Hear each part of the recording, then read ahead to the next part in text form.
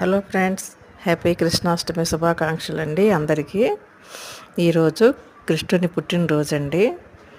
మహావిష్ణువు 8వ అవతారంగా దేవకి వసుదేవులకు శ్రీకృష్ణునిగా శ్రావణ మాసం కృష్ణపక్షం అష్టమి తిథి రోజున, అంటే ఈ రోజున కంసుని చెరసాలలో జన్మించాడండి. పూజ గదిలో కృష్ణుని పాదాలని వేసుకుంటారు ఈరోజు. చిన్నపిల్లలకు కూడా కృష్ణుడి వేషం వేసి మురిసిపోతుంటాం కదా. మా మనవడండి, లాస్ట్ వాడు, అందరికన్నా చిన్నవాడు రిషాన్. వాడికి కూడా ఈరోజు కృష్ణుని గెటప్ వేసామండి. చూస్తున్నారా ఫ్రెండ్స్?